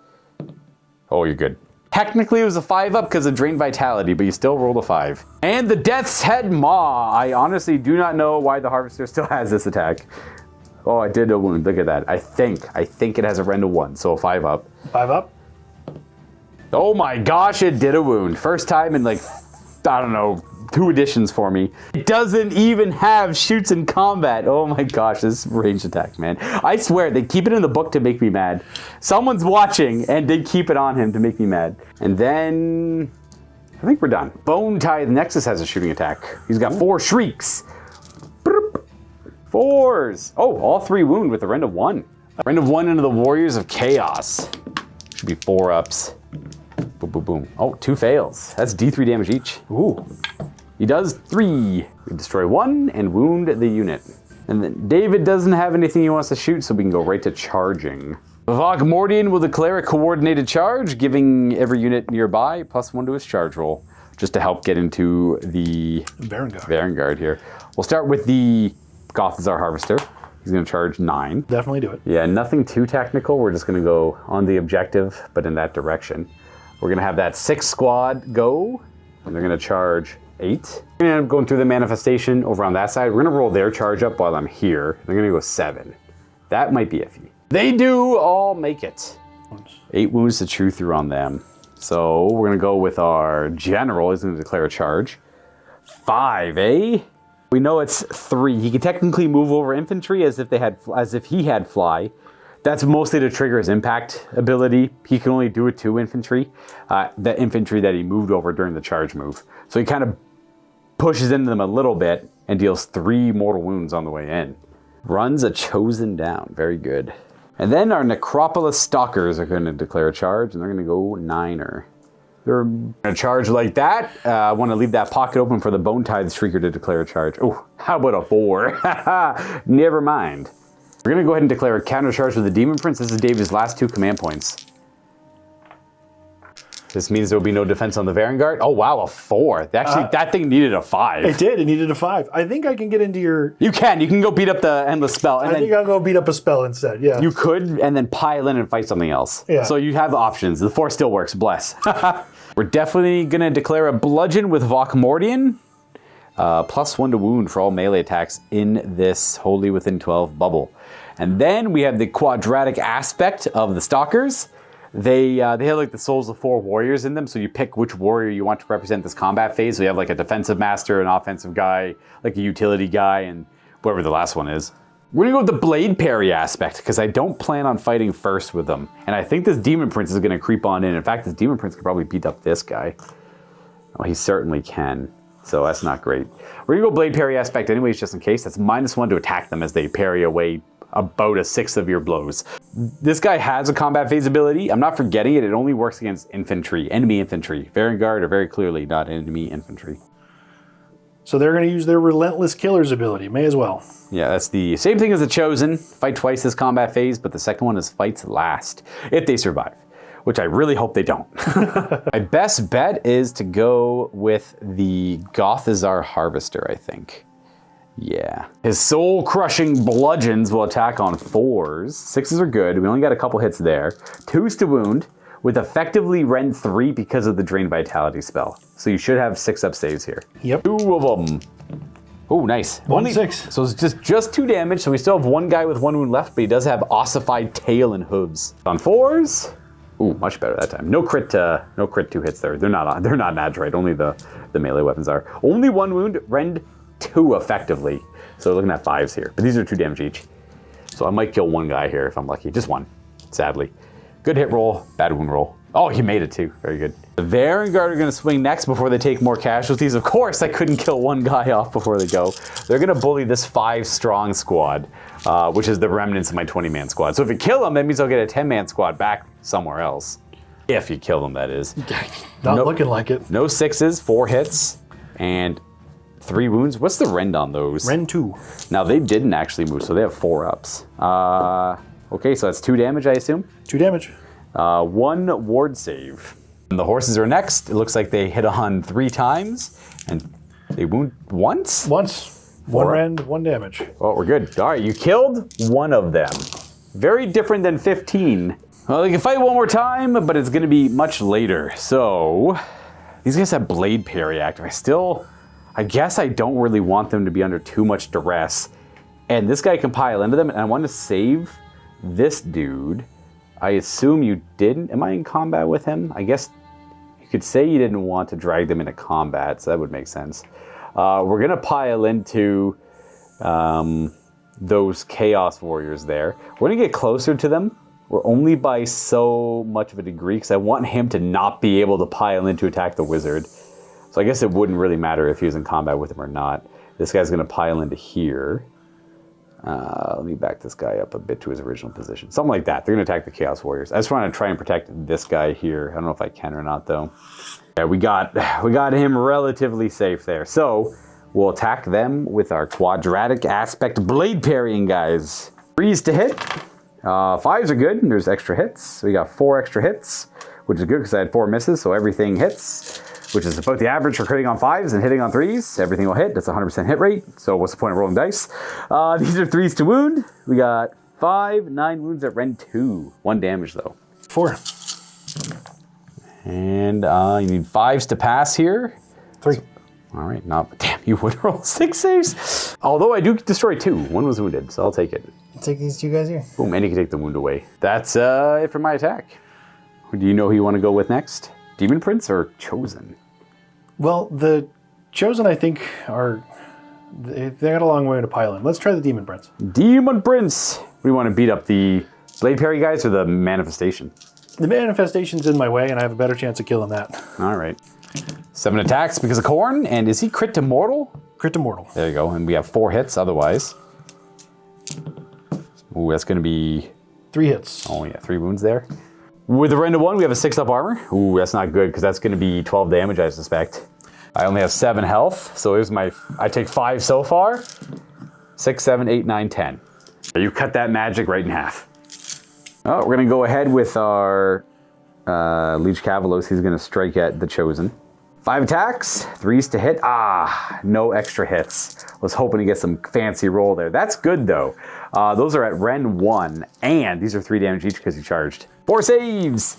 I killed 3. Yeah, that's nice. Crazy. Wow. Maybe he can go toe-to-toe. Well, until you crush me 1 attack, I guess. Let's see if his mount does anything. No. The Chosen are next. They're going to get a little bit of revenge. I'll use my last command point to all-out defense over here. Good luck, Chosen man. 6s aren't good. Stop. It's going to be 6 mortal damage. And do you hurt me? Oh, you know what? 1 sec before you roll this, you only hit me on 4s. These for sure do their thing. Oh. Let's have to check that. Was that all misses? These were all misses. All right, let me check one more thing. I got the power of the camera. There was only 2 hits of 3. So that's all we have to fix there. So 3 wounding hits with a Rend of 1. I did all-out defense, so back to 3s. It didn't matter. So I'm taking 10 damage currently. Saturation load. We are slain by 5 chosen. Boom. I think I only have 7 wounds, but he's got a wound on him anyways. I am overkilled by 2. It was a damn good try, though. I think he could have kept that fight going for a little while, maybe. Well, clearly not, I guess. But there was a potential, I guess. There was a chance. The plan was to mostly just keep the chosen tied over here. They may have killed my super expensive unit, but hopefully I could have tied up your expensive unit for a little bit. But at least I did some damage to them. We still have our chances over here. We're going to go ahead. We're not going to do anything fancy. We're just going to pile them in. 6 of them attacking for a total of 13 attacks. 13 attacks. We're looking at, they do not have Empower Nazarite weapons on them. Actually only got that spell off once on the Stalker. So 3s to hit, no 6s, and currently +1 wound because of Bludgeon. I don't know if I forgot that with the Harvester, but he didn't do really well. So 6 wounds at Rend, nothing because I charged you. There's Drain Vitality, so it's technically Rend 1. It's a 4, yeah. I stick 3 damage, all right. But it destroys 1, and then 1 has 3 wounds left. And then the warriors striking me back. They get a lot of attacks though. They're marked by Khorne and they're fighting on an objective they control. And they want to keep that objective. So it should be 6's wound and 4's to hit because I have blade parry up. Do crits still? Crits are still good. Okay. 3's to wound. So we're at 3 wounds so far. Oh, plus all of that. Rend of 1? Yeah. Rend of 1. Boom. Why does this army have so many 4-up saves base? No, it's so sad. Okay, these all fail. These are all wards. 5. It's gonna slay. I guess it doesn't matter who I pull. I'll pull that guy because we're still in combat with the Demon Prince, and this guy takes a wound. The unit takes a wound, and now we slay Varangard. Let's have this 4-man squad pile in, I suppose. I'm trying my best to keep them clearly separate from the other squads nearby. 9 attacks because of the Hecatos. These miss, but these hit. Those also hit. And Bludgeon. 2 wounds, no rend, but kind of. 2 at 4. I do nothing. And then we're left with 8. Now it's 17 attacks. I should be able to stick a couple damage in there. Let's do it. And we're gonna hit on 3s. Bludgeon. 3s to wound. It mattered for 1. Always good to call that out. Like, as much as the ability sounds good, it doesn't come up that much. 7 at kind of Rend 1. 7 4-ups, and you need to fail 3 for me here to get my battle tactic. If you pass them all, you pass them all. Ooh, oh yeah. They only passed 1. Actually, no, the 4s are good, you're right. Yeah, so 4. Ooh, Drain Vitality, bringing it home for me there. Now, every model that dies in a unit in combat range with him gives him a Harvester point as he kind of takes their mass, their bone mass, and their meat, and then he can regurgitate it onto. He's actually the one who reconstitutes and builds the constructs. You'll have 2 Harvester points. I use those at the end phase to bring models back to the Mortek Guard units. And we did it. We got our battle tactic done. Very good. And you don't get to fight again over there. But we had a sad story. Our generals succumbed to the Chosen. But they are Chosen of Chaos. You got to respect their power. And if anyone's going to be like them, it should be Chosen of Chaos. They are quite literally some of the best fighters. Then we're done, I think, right?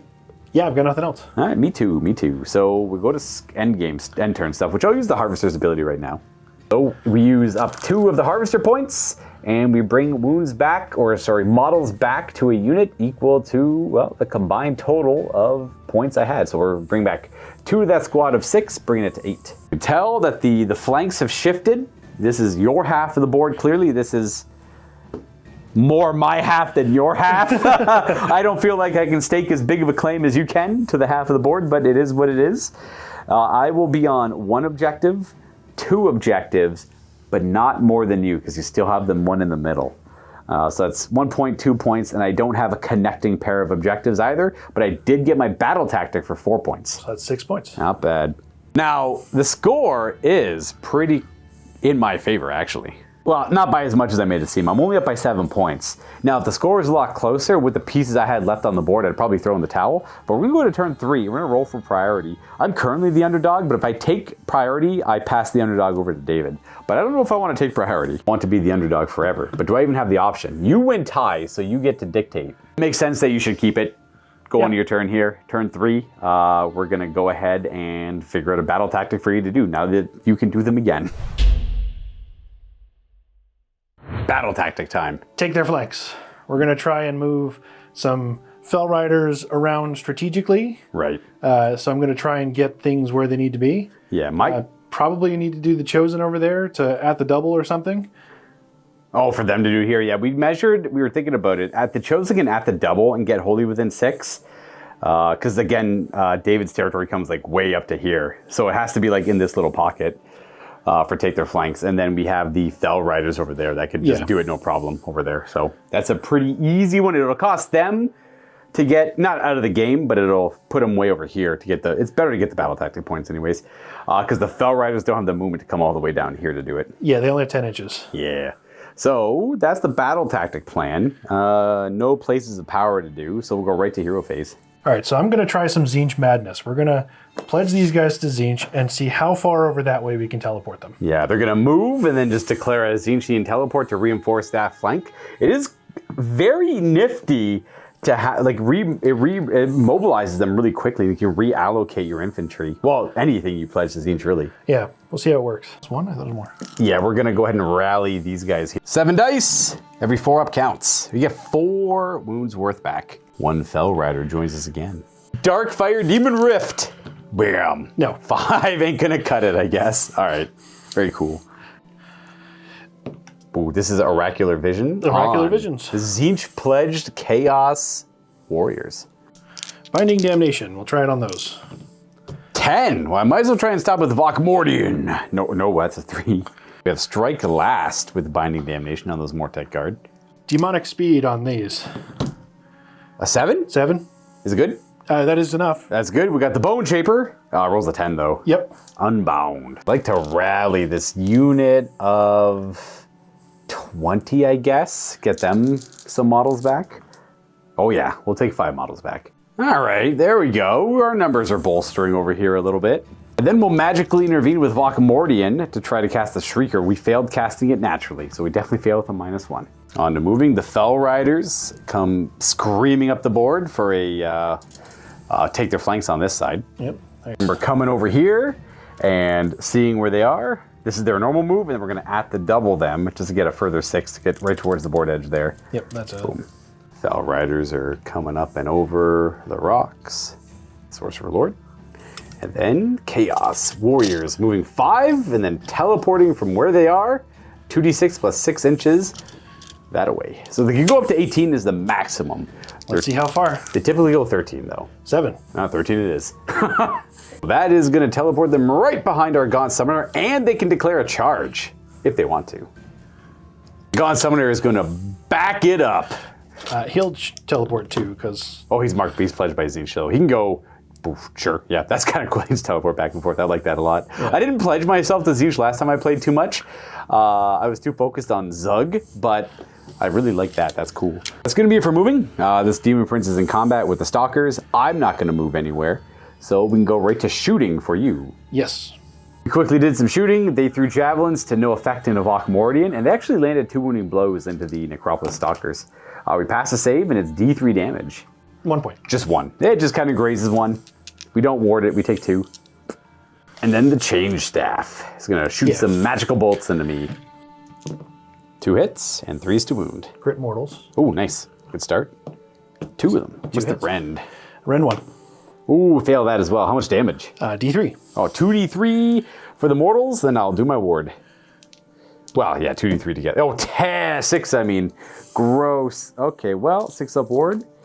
Well, we're going to go ahead and lose 1. It doesn't really matter how I do this. We'll take that guy. And then I take 3 more. And this guy's got a single wound left. That's it for shooting. Now charging. We're going to try the Hail Mary on this one. All right, let's see what you get. It looks like a 9 or a 10. 8, maybe. 8 might. 8 does make it. Oof, very good. That might actually be it for charging. I think that's everybody. Okay. I do have some charge phase abilities. I guess it gives me an extra anti-charge +1, so it's not going to... I won't use it. It doesn't do anything. I can't help me anywhere, so it's okay. They already have anti-charge. Whatever. I'll use it just in case from Vokmordian, but it shouldn't have an effect. And then we go to fight phase abilities. He has fights first on a 4 up. Yep, I gotta see if he fights first. He's a champion of chaos now. No, nope, he does not get fights first. I I don't think I have anything to do. You gotta pick. Oh, wait, thank you. I do gotta pick my bludgeon. Or unbreakable. Yeah. I'll go with a 5-up ward save over here. I'll go Vok Mordian will declare impenetrable ranks. 5-up ward. Should affect them. They're wholly within 12. And this guy is gonna go with Blade Parry. He's only got a single wound left. But I'll give you -1 to hit him all the same. Just pile in the Demon Prince. Do you want to have the Demon Prince try and take him out or just focus on him? I'm actually gonna try and free up my warriors so that they can start moving that way. Okay, you just want to kill off that guy then? Yeah. That works. Any 6s? No 6s. There was a couple misses in there for the Blade Parry. Or there's 1 miss. There's 1 3 in there. Okay. And 1 wound. He did. Ward.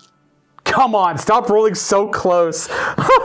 So he needed a 5-up to make it, and he needed a 666 to save it. I don't really mind that he died. I mind that it was so close. The dice did that to me. You go. I guess this guy could fight. He won't do anything. I'm not going to bother. He'll stay there. And then you can fight me with your Warriors of Chaos here. You could probably avoid pulling in the Nightmare if you want, and just fight from like kind of far. You can fight within 3, so you can fight from kind of far away. Okay, so good. Yeah, if everyone was effectively in from where you were without dragging in anything else, so you can just go ahead and smash them. And I will. Well, there's no point in all the defensing because we have Shield Wall. Very good. Ooh, 6s. 3s to hit, 6s are wounds. Still pretty good. These guys only have 2 attacks each as well. Much worse than all the other guys, and they've been pulling it off. But they got that mobility. So it's going to be 5, 10 wounds. 4-up Shield Wall. Very cool. Oh, about half. Oh, more than half. And then 5-up ward for impenetrable. Oh, 0 damage. Nice. Wow, awesome. And then we'll just go ahead and fight back with them. 3s to hit. 6s are good. Didn't get any of those. Thank you, dice. 4s to wound. With a random 1 because you charged me. So it's going to be 6 wounds. 1 damage. Doesn't kill anyone. Very good. They do have oracular vision. Oh, they ward it. No damage. They've seen that strike coming, and he dodged it deftly. Very wise. Good job, Chaos Warrior. Zinch nonsense. I think that's it. Yeah, I think that's the whole round, or the whole turn. That's not so bad. So you got your battle tactic. These guys over there taking the flank. Those guys over there taking the flank. That's going to be 4. So you have 5 for 1 objective, 6 for 2 objectives, 7 for more than me, and 3 for 10 for having both home fields. Because I think you have more than I do over here. It's my 2 to your 5, so that's a 10-point turn for Chaos. And we'll go to my turn 3. Well, okay, way to close the gap. You were at 16 to my 13. You took a 3-point lead. I still get my turn, but we gotta think of a creative way to get out of this situation. This charge pinning me and stopping my push in this direction is a big deal, so I have to reassess what I want to do and come over this way. We'll see what we can make happen. Before we go further on my turn, we did forget to defile an objective. So we're going to defile my home objective here, and then we're going to explode it, and then we're going to explode that one. Very bad news. So this one over here. So D3? I take 2, but I have a ward. I take 2. 2 suffered, and then Bone Harvester. Bone Harvester. He takes 3. Oh gosh. I guess I have the ward. I have a ward. This is technically at the end of my turn when I have a 5-up ward save on everything still. Yes. So we take 1. Not bad. We suffer 1 wound, and then we'll do that more tech guard unit. They take 3. 5-up ward from unbreakable ranks. 2 of them are going to be slain. We'll go those 2. The big brick in the middle. They take 2. 5-up ward. 1. I like how I have a good claim to this objective, but it's going to slowly kill me. That unit up there, they would all ping off 2 stop. 2 more of them die. And yay, defile. And then the Harvester, or the Apparition. 3. Wards, he takes 2. You know what, technically, the manifestation doesn't count. He doesn't get hit by it, funny enough. Does the Binds of Damnation last until your next turn, or until the end of that turn that just happened? The Strike's last effect. We are going to mark this Warrior of Chaos unit for the grave. It's 20 wounds with an Oracular Vision save on it for my battle tactic. I can summon the Bone Tide Streaker to make it a 6-up board save, and I can hit them with Drain Vitality to make them a little bit weaker. That's going to be my plan of attack. Start a turn, we'll do that, and then we go to the hero phase. This guy's going to bone shape himself successfully. He'll heal 3 wounds. I'm going to Oh, we're an Infernal Puppet Vokmordian this turn, just to make his spellcast do some damage to him. We're gonna cast Drain Vitality from this Bone Shaper into the Warriors.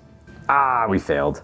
And we'll do Bone Tithe Shrieker, which we pass. You might as well try and stop it with an 11. I don't think I can, but we'll try. You get a 5. I mean, that's totally close. I suffer 3 mortal wounds from the Infernal Puppet, and I ward 1 of them. He'll take 2. I'm gonna summon it right there, just outside of 9 of them.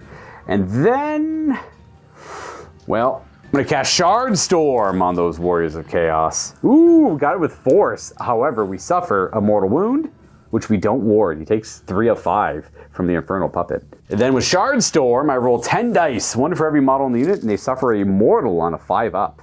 So they have 5 damage on them, 5 mortal damage, but they have a 6-up ward save, because this reduces your ward saves by 1 within 12. Oh, it's done. There you go. Actually worked. I killed 2 Warriors of Chaos there. Bloop, bloop. They did not see it coming. So we're going to go with Punishment of Death it is. This rocket tag over here. We failed all the punishments. We failed the roll. I think that's going to be it for the hero phase for me. Before you do that, I'm going to rally this 20-man squad again. 5 last time. I'll get 3 this time. There we go, and that'll be the last hero phase thing you do. Well, that I do, and then you don't want to do any yourself. Nope. So I'm gonna go ahead and go to the movement phase, where I'm gonna see if I can bring in some reserved units on a 5-up. Ooh, I get a 5. So one of my 2 destroyed 10-man squads I can bring back as a 5-man squad. We're gonna show up from that battlefield edge. Is anywhere on the board more than 9 away, but I wanna, this one gets me more victory points if I make the charge into the Sorcerer Lord. But that one gets me a Gaunt Summoner kill. He's only got 2 wounds left. But this is all if I make the charge. So I think this one's tactically better, but that one could help me out a little bit. And I'm up-ish in victory points, but not by much. I need to make a charge to actually get somewhere. And as the underdog, I'm going to keep making this just a center objective, not a flanking or home one, until I actually get some ground back. Move some of these elements up and around. Oh, I kind of want to kill those guys off. They're going to be a problem later, but I need all the help I can get on these guys. So we're going to move up and around this way, and then these guard are going to come up that way. Well, shucks. All right, very good. Let's do, what else do I do? It's tough. These guys, they're kind of in the way awkwardly. I want the Bone Tithe Shrieker to make it up there, but if he, actually maybe I don't want him up there. Maybe I'm happy where he is. We're going to retreat from combat over here and suffer 3. Well, he takes 2 again. We just want him pretty far away. But go ahead and declare Relentless Advance from Vokmordian, giving all this +2 move, but more importantly the Harvester. He's going to go try and tangle with the Demon Prince foolishly, I think. Probably a bad idea, but we're desperate. That's going to be for my movement phase abilities. Did you want to do any movement phase abilities? On your stuff? No, nothing. Save the 2 command points? Yeah, I'll save the points. I suppose I'll go to shooting. I'm going to check the range on this guy. It's 12 inches. He's got 4 attacks, 4 shrieks, 3's to hit, 4's to wound, with a random 1. Ooh, 3 at rend 1. Ooh, 2d3 damage. And they have a 6-up ward, 3 damage. Nope. I destroy 1.5. No problem, no problem. We're getting there, everyone. We're getting there. 1 singular Gaze of Nagash attack. 4 to hit, 2 to wound. I don't know why I thought it was 3 to hit. It actually is 3 to hit. I did wound on that too. I apologize. Rend 1. You're good. Saved. Death's Head attacks into the Demon Prince. And 1 wound, no rend. 3 up. Good. We are going to counter shoot with these 2 guys in a Vokmordian. 2 in range of him. None of them are in range over there. 2 hits. Yep. It is -1 to hit. What do they hit on normally? 3s? 4s. Oh, 4s. Okay. So there's a 5 and a 4 there. Yeah, 1 hit. 1 hit. Still enough to kill him. That's a wound. Ooh. Vokmordian has a 4-up save. Like that guy, like those guys. Why does he have a 4-up save? Maybe that's the idea of the Bonereapers. They don't really wear armor. Their construct just kind of gives them a 4-up ward. And the shields, if they don't move, give them unpenetrable. I like it. They're all the same armor. Yeah, I guess that guy's a 4-up too. Just realized. Interesting. Well, he survived, and you have 1 command point left. I have charges to do. What would I like to do for charge abilities? +1 to charge. Yeah, I'll declare Vokmordian will give everything +1 to its charge rolls. We'll start with that squad there. Well, 5 inches it is. Just like that, and then that Nightmare Predator is going to declare a charge. Oh yeah, he'll go 11. Whoosh. Let's fight him on the other side. That will be kind of it. We're going to go ahead and try and fight the Demon Prince with the Harvester. 3 is good enough. If my Harvester can live, I can kind of take this objective back, but it's very critical that my Harvester lives. And then, of course, let's see if I get a 9 on that squad of reserves in the back. Ah. Well, I'll use one of my forwarded victories. I have 1 command point left. Ooh, 12. Send them in. I don't think there's a way I can avoid the Fell Riders. So I'll just put all 5 on the objective just to make sure. Yeah, thank you. We're going to go ahead to fight phase abilities. I got Gruesome Harvest. Apparently he's infantry, so I'm going to roll a die and gruesomely harvest a little bit of him. It's just there's 3 mortals to him. 6 ward. That die is cocked. Oh, it's way over there. And it's a 1. Yep. It'll be 3 of his 10 wounds, so he's got 7 kicking. I don't believe I have any other fight. Oh, I'm going to do Bludgeon, I guess. That'll still affect these 2 squads here. And the strikes first check on the Demon Prince. Yes, he will fight first. Do you have any other fight phase abilities? I'm going to use all-out defense on him, but... That's when I go to fight, yeah. So you might as well strike with the Demon Prince. And I will all-out defend with the Harvester. I need to keep him alive. So you're hitting on 3s, and that's a crit to mortal up there, so that's 3 mortals. And 2 saves. Back to my basic. Oh, wow, all-out defense. I still have 3 mortals on him. I take all 3. He's up to 4. Very good. We're gonna go ahead and fight with... Ooh. How many attacks that Gaunt... I'm gonna fight with those Mortek Guard. I'm gonna do 11 attacks in your Gaunt Summoner. Okay.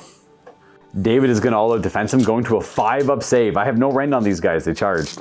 3s to hit. 6s are good. We have 2 6s. I'll keep those hits. 4s to wound them. I need to do... just 2. Why is this so hard to wound on 4s? 2 5-up saves. If you make 1, you're alive. Oh, we got him. Let's raise the demon. Ward! Oh, we didn't get him. My victory point's out the window. That's okay. No, I thought you marked for death this guy. No, I was greedy. I wanted to go for.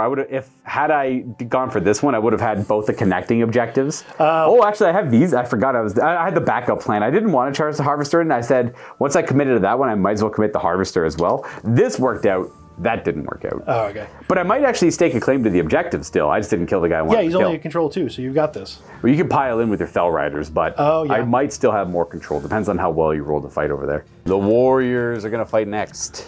So they're going to pile in and strike the big squad of Mortek Guard. 15 attacks. Looking at, should be 3s to hit and 6s wound. Yep. 3s to wound. Ooh, all right. So 5. Rend 1. Rend 1. 5 up. Oh, and then ward. Oh, crush 5 of them. 10 less attacks coming your way. 1, 2, 3, 4, 5 it is. Well, I can fight later there, so I'll go with the Harvester. Soul Crushing Bludgeons, 3s. Not a bad roll, because I got the 2 6s at least for extra hits. 2s. Well, 3 at -2. Should be 5s. 5s, yep. That's so far 4 damage. The Ossified Hooves and Tails, got a hit. And a wound at Rend 1. Armor... Oh, Rend 1, so 2 more damage. That's 6 ward saves. He's not going to die, because you'll have 1 health left if you fail all these. No wards. All right, 1 wound left. Almost got him. Got him at 9. And then we're going to go with the horses coming on in. 4 of them are going to pile in and strike. We got 9 attacks. 4s to hit. 4s to wound. And no rend yet. The Rend 1 base. Yep. And then might as well do the horses as well. All my dice are super far away. Okay. 5s. Well, 1 hit there. Does a wound? No. It does not. Rend 1. Ooh, not good. Ward. Good try, lads. Good try, but you scuffed it. That's, what's it called in general? It's the Mortek Guard for you. Might as well change staff them, because nothing else is going to happen over there. Then I have 2 more fights to resolve over here, and that is it. Okay, 3. Change staff. Ooh, are they crit to mortal by any chance? No, only when he's shooting. All right, fair. And 3s again. So 1 hit. Nope. Oh, how much damage, sorry? 2 damage, Rend 1. Oh, second ward. Oh, both that you killed them. It was just, these guys are really well positioned where they were, because it didn't matter which character I went for, they were going to be able to pile in and support either one of them. That is gonna be it. Let's see if this Nightmare Predator can do anything. Or is to hit with his claws, Nightmare Claws. Ooh, half hit, very good. Twos. Two, oh, all of them at Ren 2, 3 of them. And, oh, you made one. Just 6 aboard save. Oh, it's 2 damage. Get one. One goes down. Kaboom. And then I just get to resolve these 2 squads attacking. I'll do the 6-man squad. Oh, their strikes last. Okay, I'll do the other squad. They're both technically 6 strong. 3s to hit. And we have a couple 6, actually 3 6s in there. Take out the 1 miss. And 3s to him because of bludgeon. That's 8, no rend. Well, I stick a damage. You got 6 aboard. I do 1, and then the other 6-man squad. We'll try it again. Hoo-ah. There we go. 3s. Only 1 6 in there. Bludgeon. Few more saves, no rend. Boom, boom. All right. And then just the ward saves. Well, I killed 2. Actually, that rack, this... Well, there's like a wounded guy there. But this guy stopped like 5 or 6 wounds, ward saves. Unfortunately, not enough punch. I should have realized I was really relying on the drained vitality. And once I knew that didn't go off, I didn't think I had the punch to get through them. Even with the 5 extra guys, would not have stuck enough damage to kill those 8 remaining wounds. That's it for combat, I think. No real end of turn abilities to resolve. My score, I actually get this objective, which is nice. I get that objective. I always have that objective. So that's 2 points for 2. Not more than you, because you still have 3 objectives. And I failed my battle tactic. So at the end of the 3rd round, I am only going to be at 15. And then you have a 1-point lead on me. And I can safely concede there because you hold the fields. Everyone who watches my content knows I don't like to claw back victories. If it's like a win early off and on, and I have to roll like astronomical dice, sure, I could go for it. But we've been playing for a while. It's late in the day, and I think the writing is on the wall for this one. I mean, I was going to reinforce my Demon Prince to take back that objective and then just sit on him until we finish the game. So in so few words, there's not a lot of action left. It's kind of just fundamentals at this point. Nothing too flashy. You keep me corralled back here. I don't have any teleporting shenanigans. I can bring a unit back. Well, here's the priority roll. I don't want to take the double turn because I can't afford to give up a battle tactic. So even if there's no point doing the priority roll. So yeah. I would maybe be able to kill the Demon Prince. And that's like it. That's all that accomplished, and I get 2 points again. That's kind of really it. And then David just passively stands around where he is and wins the game with the rest of it. That's essentially summarizing the rest of the game there. But man, that double turn there, clearing out this part and then just solidifying this flank was critical to the game. I was so happy and sad when these guys failed their 9-inch charge on 3 dice. That's rerollable. And I'm like, oh, that's bad. This is going to be probably my game. That's like all eggs in one basket kind of maneuver. And then you won priority and just smashed right through and killed. That was a 400-point unit of Death Riders you killed too. Nasty expensive. Finding out you couldn't bring him back was really pretty big. It's only the little guys, yeah. Yeah, if you could have, that would have changed everything. Yeah, that would have been nice to be able to get those guys back, but it's only the little Mortek Guard there. I like Mortek Guard. They're my favorite part of the list. They don't lack punch.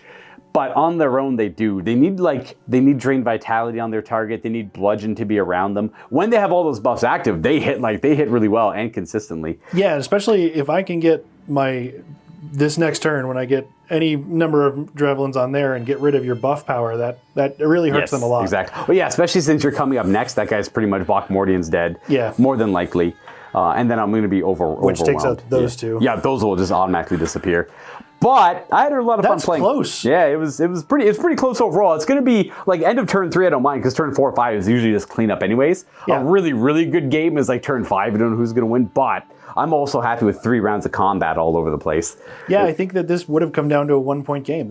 I'm happy with that. Yeah, that's not bad whatsoever. So that's it for today's game, folks. Expect more Age of Sigmar to come as always. Thank you for tuning in and checking out the battle report. I had a lot of fun playing the Bonereapers. I would really, really like to play them again. I don't know how I would change the build. I honestly really like this build I had here. It fits the theme of what I picture like a Bone Reaper army would look like without the named character. Well, I have Vokmordian, but without I guess I could do like an Archon the Black list maybe. I don't like named characters too much, so I try to steer away from them because everyone at home plays with and against named characters all the time. Yeah. So I try and show off what the armies look like without named characters in them, albeit a little hypocritical. I just wanted to see what this guy did in 4th edition. I like his rules quite a bit. He did really well, because I had to really consider where to drop my Chosen with him on the board. He pretty much said no Chosen are going to show up within 12 of him because of his once per game contract ability, which is not using that ability is so powerful that sometimes not using it means it did really well because all the valuable things stayed away. What I did misdeploy. What I should have done is swapped him and the Bone Shaper. Yeah, if you were closer to those, you would have just shut the me down middle. I would have liked to have him in the middle. Yeah, so I do regret my deployment choices there, but that's okay. That's just a deployment mistake. Like a lot of games are won and lost in the deployment phase, so it's always important to learn that one first. Yeah, if I could have changed anything, I probably would have put more units on this side of the flank. I dedicated super hard on this side of the field, and I didn't need to if I was just going to blow it apart with Chosen. That's true, yeah. Yep. But it worked out. That it was them getting that clutch Tzeentch teleport and making the charge to get in really kind of solidified the victory, the nail in the coffin, because it just stopped me right there, and I couldn't put too much pressure on the middle or that objective. I had to burn through them first, and it's hard to get through 10 Chaos Warriors. Now, when I was complaining about the Mortek Guard earlier, they're cheap. They're very good. On their own, they shouldn't be as good as I want them to be. I'd rather them be a little bit more expensive and better individually, but I understand the concept of a cheaper battle line that's boosted by the Wizards. That's how Death should work. I'm just so used to them being like this unstoppable force on their own after years of playing Bonereapers. I do like the place they're in now, and I like. I always like when Death synergies work out to their strength, because that's kind of their whole idea. Actually, this game overall was really good. The only thing that I wish changed was me not losing the priority early on. I would have loved to see that Death Rider charge with an anti-infantry and all the mortal wounds and all the attacks they could have had. Yeah, if you would have done the same thing I did to you, to me. Perhaps next time I play them, though. Next time I'll be back. Oh, thank you for the games, David. Thank you for visiting. Happy birthday also, by the way. Thank you very much. Spoiled it last game a little bit, but it is David's birthday today, and it was an excellent game, and I hope you had a good time. I assume you did. Absolutely. I'm super happy to be here. Perfect. Thanks again, everyone, for coming by to check out this video, and I'd like to wish you all happy wargaming. Toodaloo. Bye.